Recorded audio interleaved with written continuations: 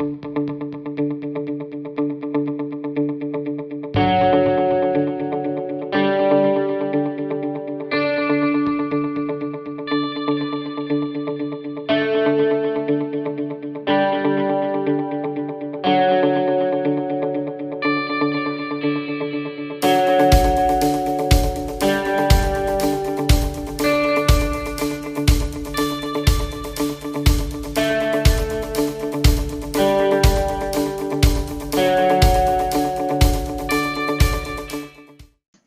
namaste, and welcome to Breakout with me, Abha. Thank you so much for watching. As you know, Breakout is committed to bring to you people who have been the exceptional game changers, the thought transformers, people who have been there, done that, and changed something in their space. And guess what? They are willing to share their insights and demystify this whole rules game for us so that we can break out of what we think is limiting and break into something that we find absolutely necessary for us. From them, we learn that there is only one rule to life, and that is that there are no rules to life. We just make them up all on the way because everything is figure outable. Now, my guest today, as you see on my side, is a person who left the comforts of the corporate American, the big thing that we always hear of, to pursue his vision of helping businesses to become more human. Himself, he felt the need to free from the constraints and the restraints of this outdated leadership style and practices and the unhuman business practices. And what we read in books about leadership, because he wanted to change all that. And he built procedures, processes, and things that could alter the way people looked at business. The change leader, speaker, writer, teacher on leadership and stewardship, meaningful work, purpose, author of The Optimistic Workplace, co-founder and CEO of one of the best blogs that I've ever seen, Switch and Shift, who passionately explores the space where business and humanity intersect. Promoter of workplace optimism, he believes work can be a source of joy, and he's top-ranked leadership blogger by the Huffington Post. Please welcome Switch and Shift CEO, founder, and person who's working on the human side of business, Shawn Murphy. Shawn, how are you? Wow, I'm good. I think I need a cigarette now. That was such an introduction. You will have to wait for another 30 minutes to do that, because we would not like people to watch you do that right now. You can do that a little Yeah. bit later. You'll have to spend that 30 minutes with me. Tell me, that was all you actually. There was more. I just had to cut it short. I thought, let me let you speak about what you're doing. So tell me, Switch and Shift is one of the best spaces in terms of blogs that I've ever read about bringing humanness to leadership. Tell us about how it came about. Tell us about your journey. Tell us about your experience in corporate America and why you were literally in your mind you were forced to leave that and move to this. So Switch and Shift started as an outlet for my co-founder, who has since moved on to other things, Ted Koine. Wow. We both wanted a space where we could talk about these ideas of really celebrating the human relationship that we have with corporate America, or just with our work in general, and with each other in the way that we do work. And what we found is that there really wasn't a place to have these ideas shared.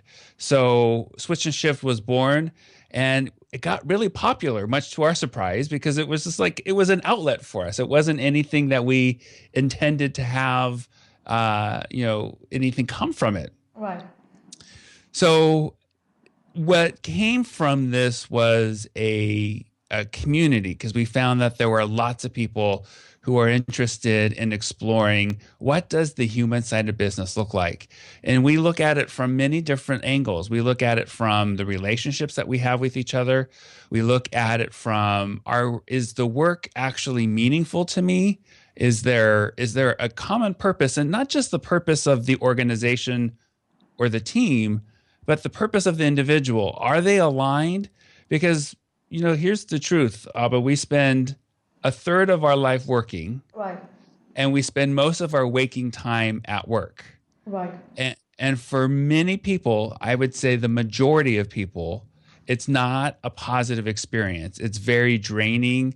There's very little life-giving enthusiasm for people. Right. So what we're about is showing leaders, and when we say leaders, we don't necessarily mean the CEO or the VP, but anybody in the organization who is willing to take a stand and say, all right, I'm going to help make this thing that we call work Right. a positive experience for people. Right. So I've read many blogs over there. Many of the people who are writing on that switch and shift.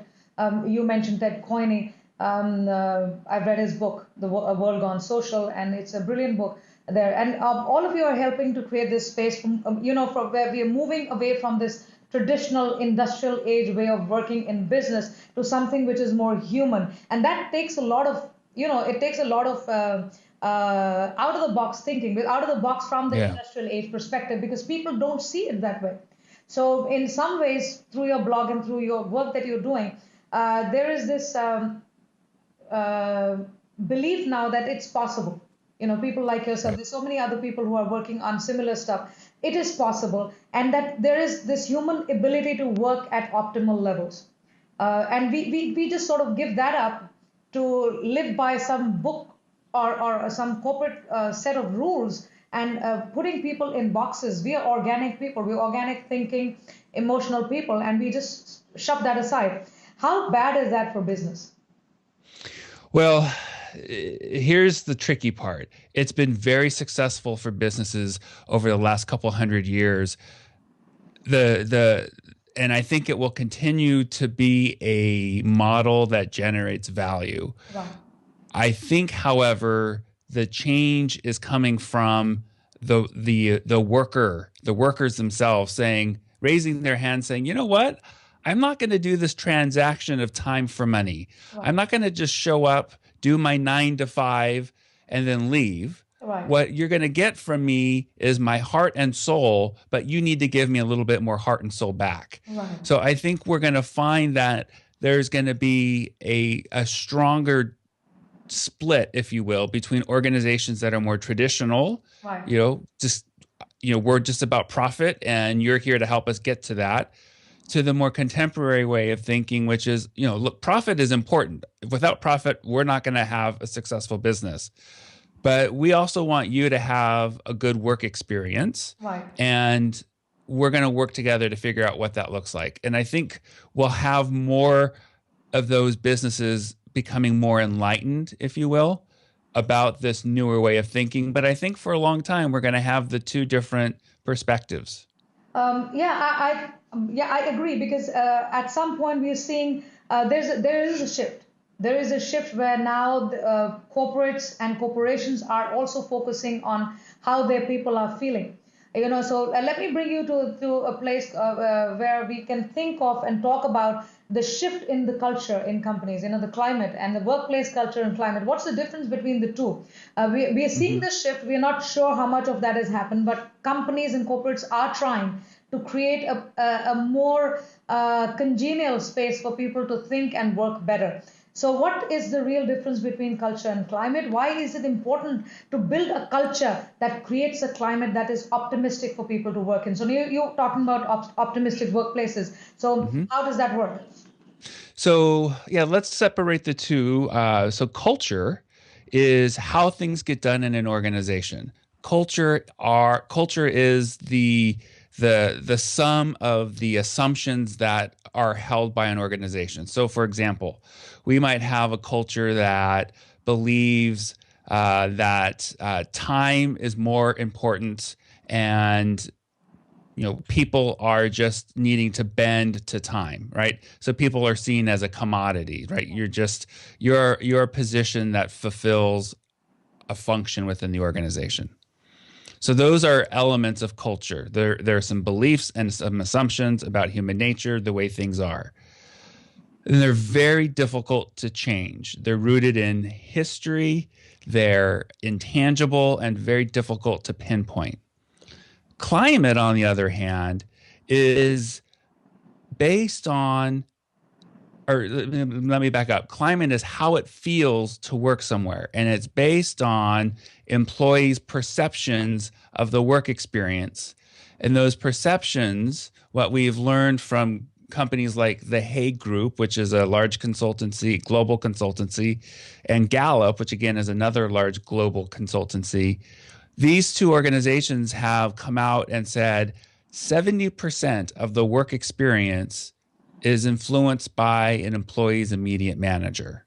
So when we know that my perception is influenced by your leadership, that is something that a manager can influence much more so than you could the culture. Right. So climate is easier to shift for management and help move the culture in a direction that is important to the organization's goals, important to the organization's commitment to employees. Right. So you also run this the thing called optimisticworkplace.com. Is that what it talks? Is that what it helps organizations do? Yeah, so the optimisticworkplace.com is based on my book, same title, The Optimistic Workplace, and it's all about what can a leader do to create the sense of optimism. Right. And the book in the back of the book, and if you go to the website, you can download a free chapter, and you can also download what's called the Optimism Planner. You know, when I wrote the book, what I wanted for readers is to finish reading the book knowing that they have that they can do something.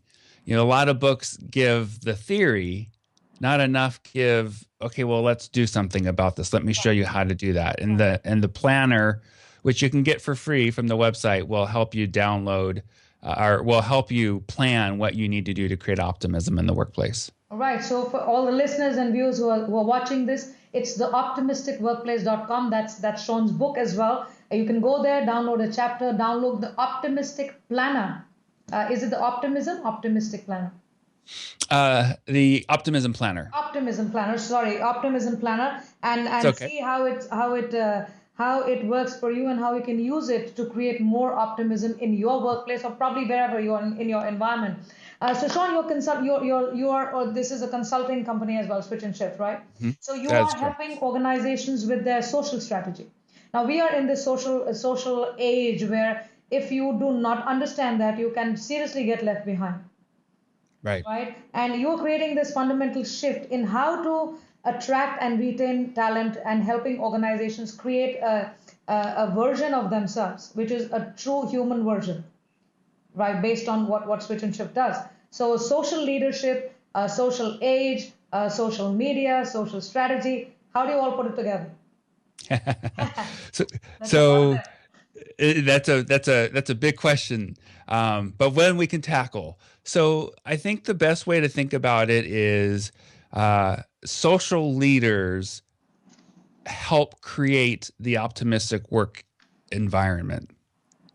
Social leaders have certain characteristics that are new in this social age. So, for example, social leaders recognize that the walls of an organization are permeable, meaning that how employees come and go is much more fluid than it used to be. And a social leader accepts that, but doesn't change his or her way of leading people. Right. So here in the States, the average length of time an employee spends at a company is less than 3 years. And it used to be that used to be seen as a shame. It's like, oh, that's too bad. Employees just, they just don't stick around. Well, the truth of the matter is there's so much out there that employees really want to have a wide variety of experiences. Right. And we can't place loyalty on a number any longer. And a social leader gets that. A social leader understands that social media has blown out of the water this whole sense of transparency.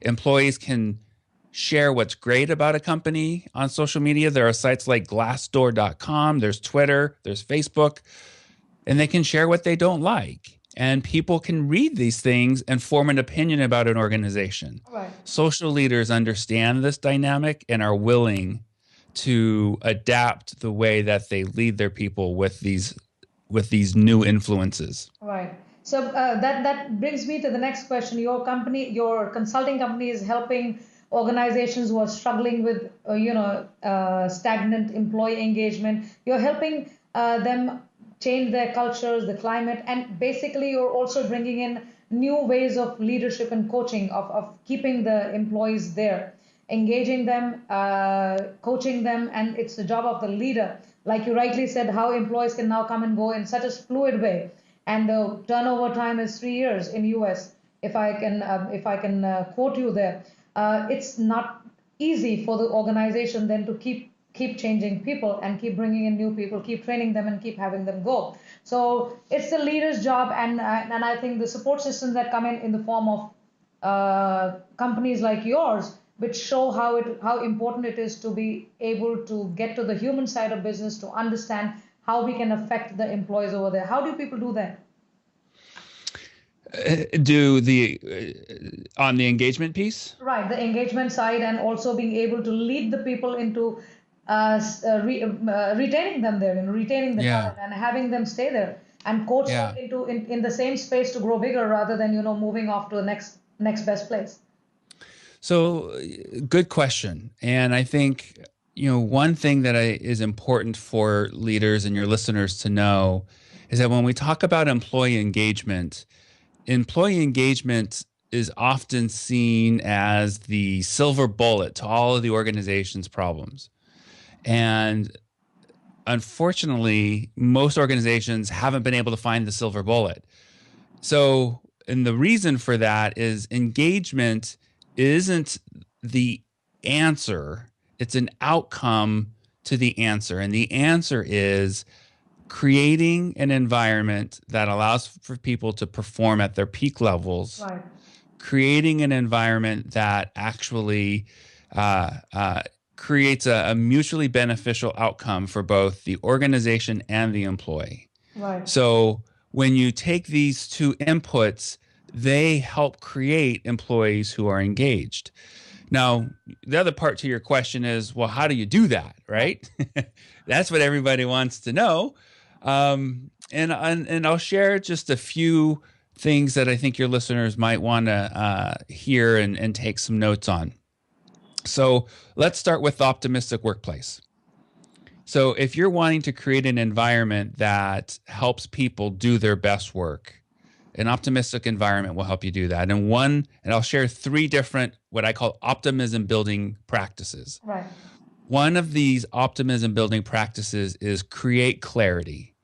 You've got to make sure that the goals for the team are clear, that the priority of work is understood. So what that means is I know what the top priority is, I know what the second priority is, I know what the third priority is, and I know how my work aligns with those priorities. Right. Then the next step with creating clarity, and I don't want to say next step, but another piece is making sure that expectations are clear. Now, here's what's interesting. This is classic management, right? This isn't anything new. But when we go into organizations, what we find is people running around, going from meeting to meeting, as if, their hair is on fire and wondering why they can't get anything done because all they're doing is just running around, putting out fires, running around, going to meetings. There is no clarity in these organizations. When we ask them, all right, what's your top priority? We'll get different answers. And in some cases, we'll get, I don't know. I don't know. Right. So creating clarity, you can't create high performance when people don't know what is important to them and to the organization. Right. Right. So yeah, please go on.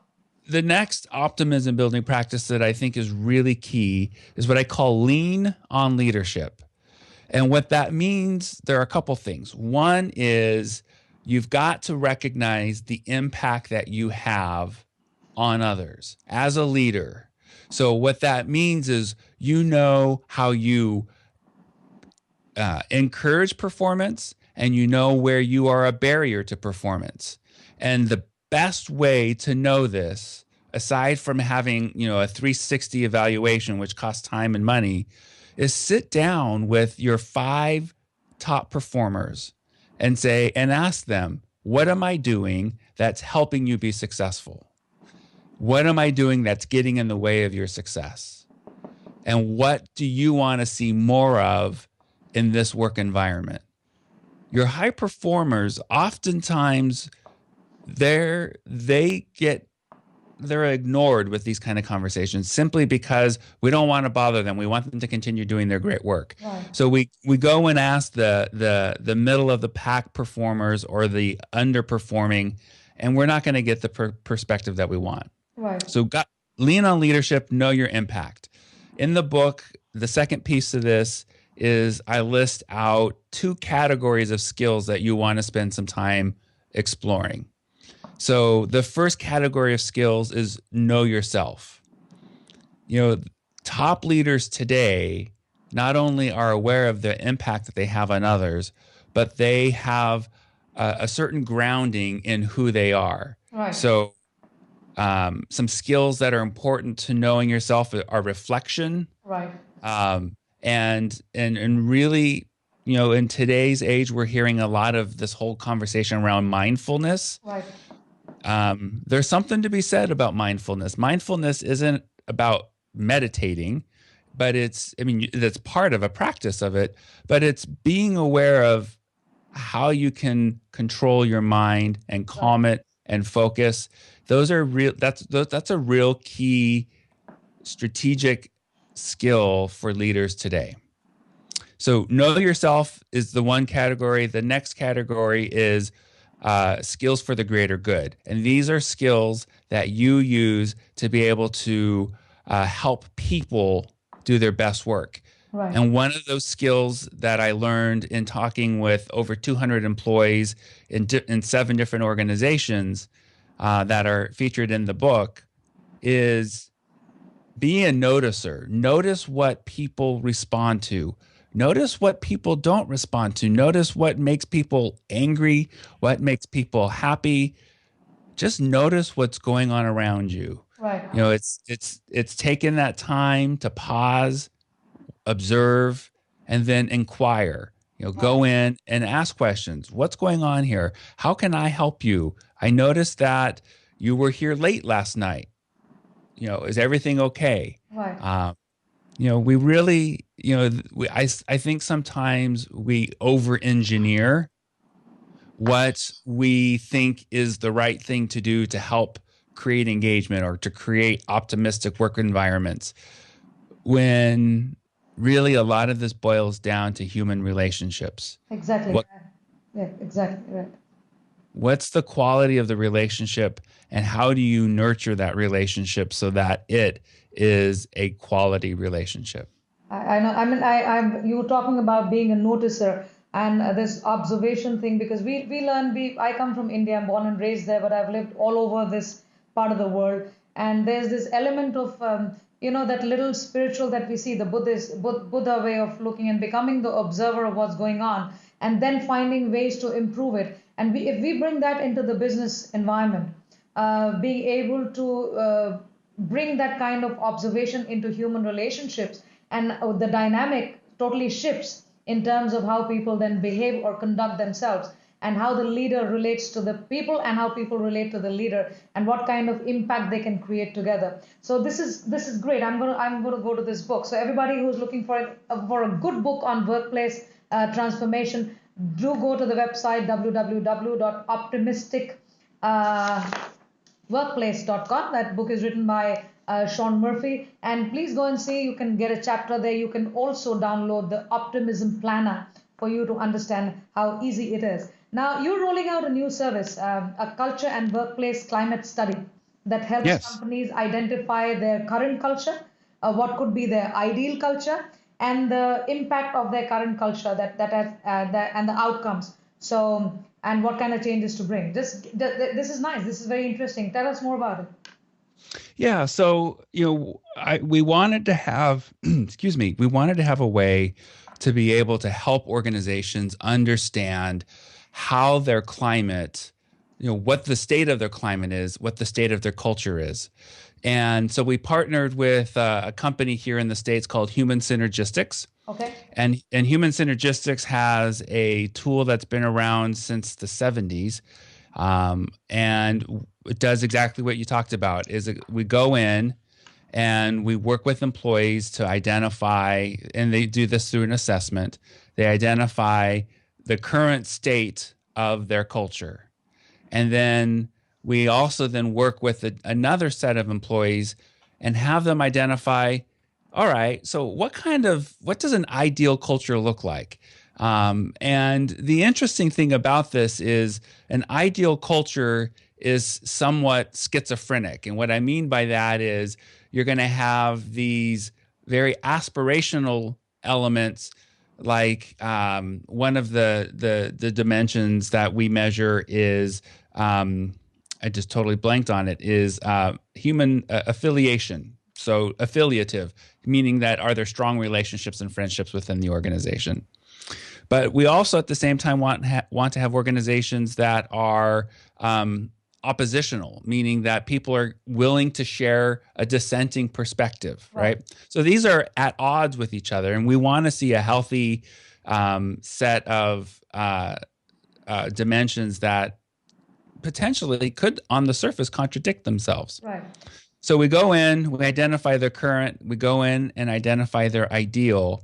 And then part of the analysis is to look at how are business outcomes affected by the current culture. And we measure across 13 different areas, ranging from job identity to task identity to power structures. So we're looking to see how is the business able to affect its goals and its objectives based on its culture. The piece that I'm most excited about, however, are the climate dimensions. Right. So there are 31 dimensions that are measured to see what climate dimensions could we actually focus on to move the culture to its ideal state. And so it's a very thorough study, one that we just actually now are rolling out to our clients, and we're really excited about it. That's great. So where can people, is this they can find this service on your site? It's so new, Abha, that we haven't put it on our site yet. So if people are interested, they can email me. Great. So they email you at Shawn, SHAWN, right, at switchandshift.com, and is spelled out AND. So Shawn at switchandshift.com. And happy to go over that service with anyone. All right. So anybody who is looking for a culture climate study, workplace climate study, please, you can email to Shawn at SHAWN at switch and shift, that is SWITCHANDSHIFT.com, and email him directly. He'll be more than happy to help you understand that this is a brilliant thing that these guys are doing, and you must take advantage of it. So Shawn, apart from your blog and your consulting, you got some very interesting podcasts and which are already there. So one of them is Work That Matters. This is one of the top ranked leadership podcasts on iTunes. So you feature leaders and explore the richness of meaningful and purpose-driven work. So tell us about that, so people can go and listen to that as well. While they're listening to here, they can also listen to Work That Matters. Absolutely. So after they finish listening to this episode, they can go and download episodes for Work That Matters, which really was my way of offering to listeners, how do you find more meaning in your work? Right. And we've had guests on there from Ariana Huffington to Simon Sinek to